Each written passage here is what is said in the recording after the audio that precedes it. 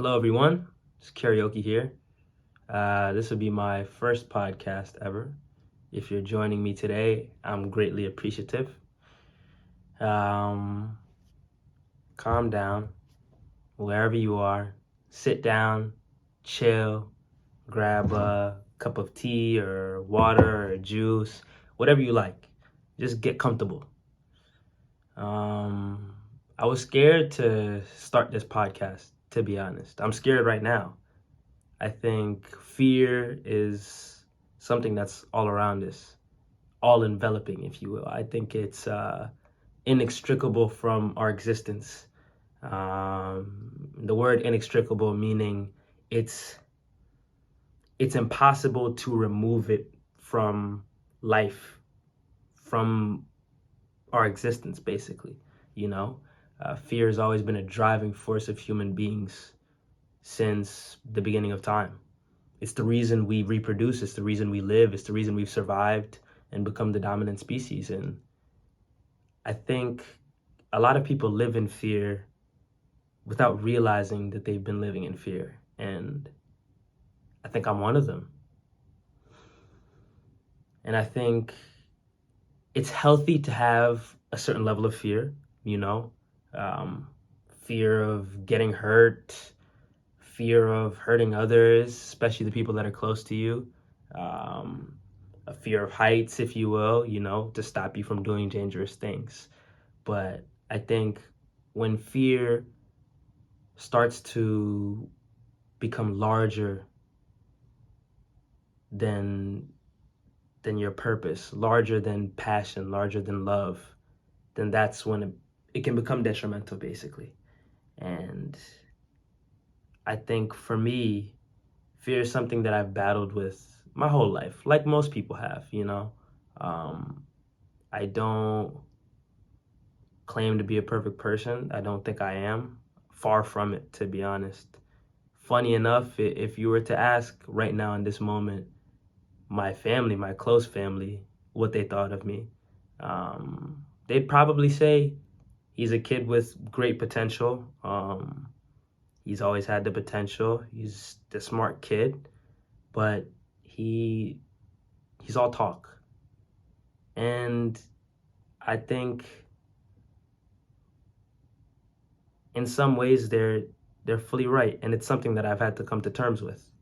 I meet you at a place where you have not too much context about my life, why I'm in my home, why I'm not in college right now, why I have a job.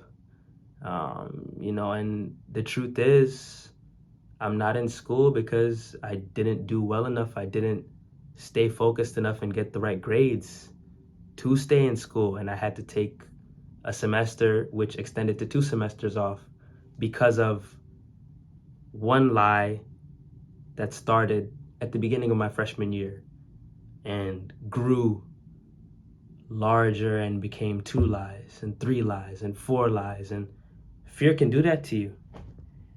It did that to me, and I never saw myself as somebody who could lie to family members the way I have and hurt family members the way I have. I mean, it's not something that you want to do, especially coming from where I come from, an African household. I mean, I'm scared making this video right now because who knows?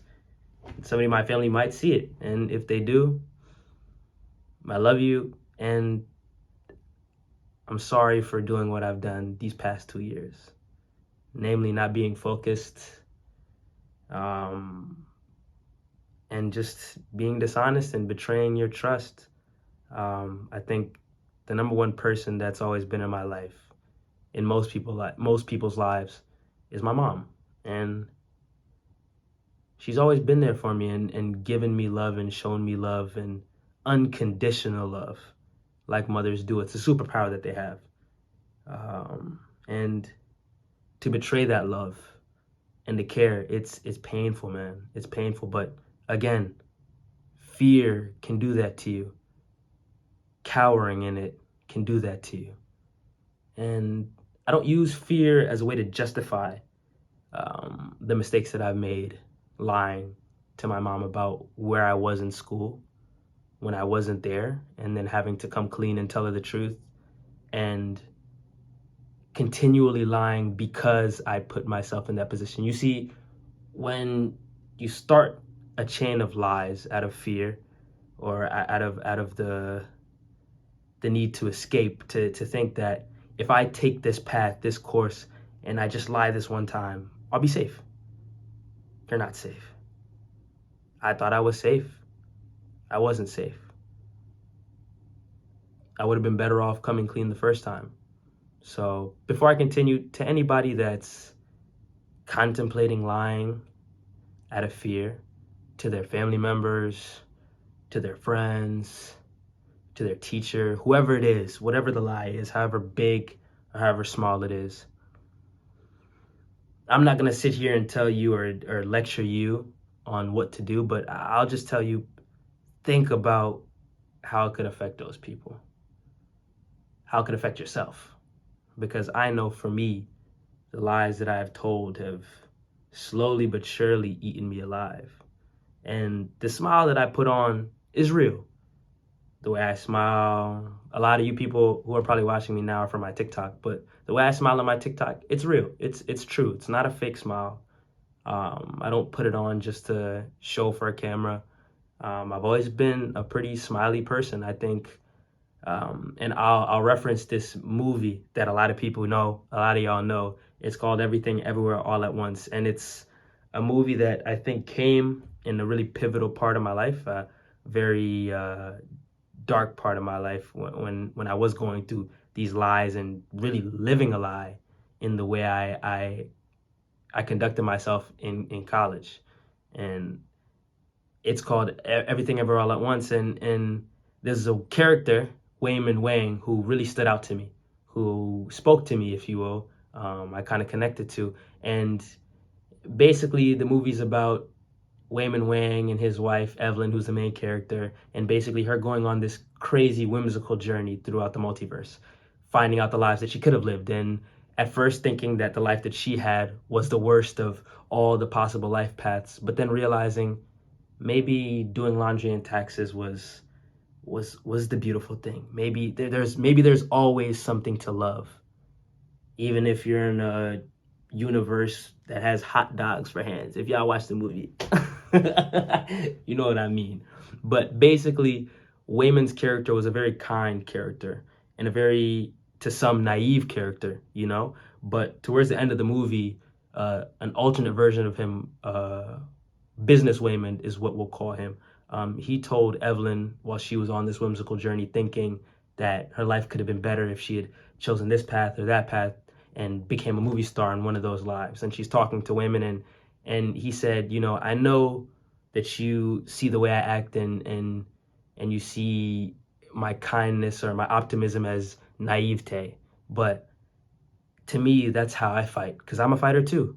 And that really, really stuck out to me and spoke to me, because even though I know I've done a lot of wrong through fear, and not just through fear, but through complacency and really, really poor choices in my first 2 years of college, I know that the one thing that I can say I'm proud of is the fact that I tried to keep, no matter how delusional or ridiculous it might have been at the time, I tried to keep a positive outlook. And that's part of the reason why I started posting on TikTok and showing other people that there's a way to, you know, keep smiling, regardless of if life is hard, especially if you're the one who made life hard. And I'll say, I think Business Wayman really, really was speaking facts, because that optimism, that ability to keep on looking at the bright side really can pull you up from the worst places. And I sit here right now saying this, not being out of the worst place. I mean, every day I go to work, you know, I love my job now. It's a cool job that I'm working for the rest of 2023, and I study every day, and I work out every day for my basketball goal, because my goal, as some people might know and most people don't know, is to be in the NBA and to be the greatest basketball player ever. And that's a very delusional, crazy goal, because look at me. I'm 5'8", little Kenyan kid that hasn't played an inch or a minute of college basketball and hasn't gotten any recruitment at all. So it's ridiculous. It's crazy.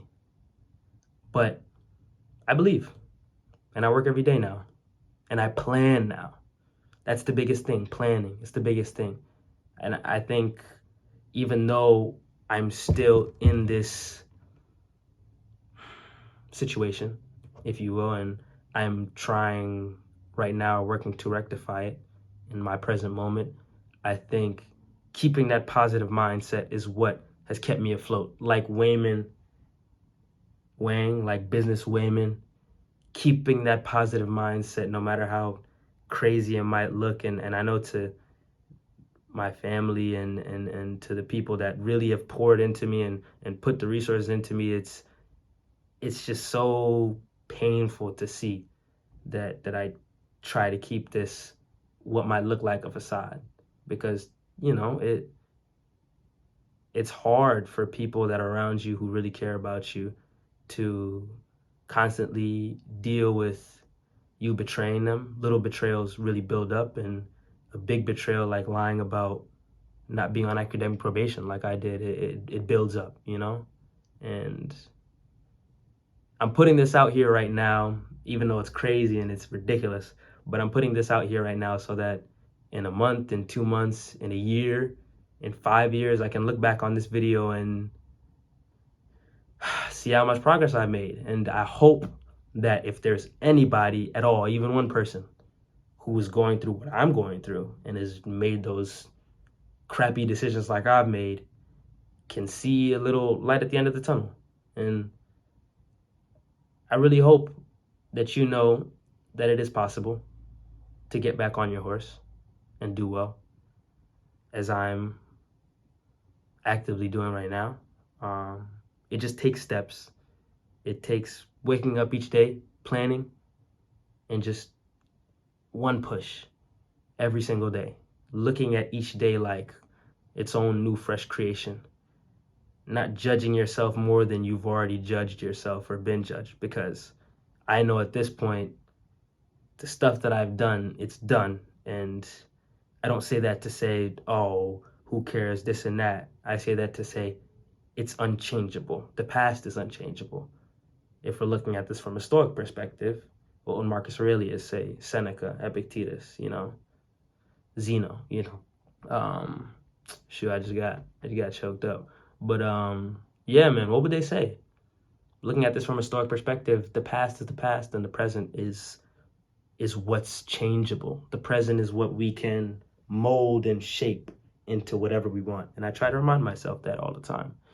And I think the main thing to remember that will allow you, and that I think will allow me to continue to kind of keep the fear at bay, even though fear it's always going to be there, and it's never going to be fully gone. I don't think it should be fully gone, because fear is needed, just like joy is needed, just like all those other necessary emotions, instinctual emotions are needed. I think it's needed, but you have to know how to keep it at bay. And doing that is by setting yourself up for victory. Setting yourself up for victory is not going to sleep late. Setting yourself up for victory is not continuing the habits, even on a small scale, that you were doing. And I did that even after I was able to start to reconcile with my mom. I did that again.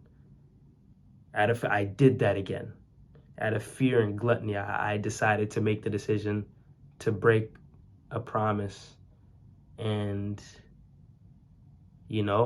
one way or another, whether you come clean, whether you choose to come clean or not, life and karma you reap what you sow, basically.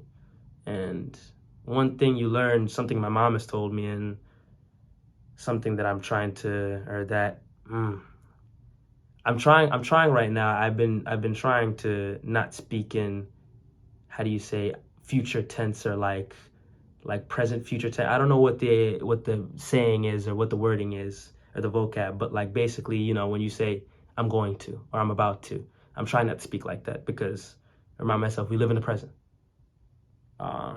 But yeah, fear is a lot. It can be painful. But you gotta stay focused, and you gotta remember you're a lot more infinite than you think. It's a very whimsical. All right, man, let's finish this. Would you believe this? My phone died while I was wrapping up the podcast. So you guys probably missed out on like 3 or 4 more minutes of me talking, but I'll wrap it up from here. Basically, fear is inevitable, in the sense that it's what's kept us alive and kept us surviving as human beings. And it's good to have a healthy amount of fear. Don't get me wrong. It's good to have a healthy amount of fear to keep you afloat in this life. But the way to, and the way that I've been learning, and I am currently applying the ability to not let fear control my life the way it's been controlling my life, is to start with the small wins every day, little by little. It just takes making one good decision. You know what I mean? It's not some big grandiose thing that you do and you say, I fixed it. It's one good decision. And know that maybe that one good decision, even though it's going to lead you on the right path, you might still stumble because you're a human being. You might still revert back to those habits, but it's up to you to catch yourself. And when you do catch yourself, you realize, oh, bro, I have full control over this life. You really do.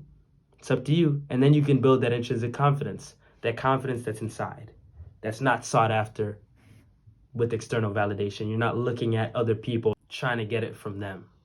You're getting it from the small wins, because you start to trust yourself when you get those small wins. It's all about that. So trust yourself and work hard. Make those right decisions for yourself, because you deserve it.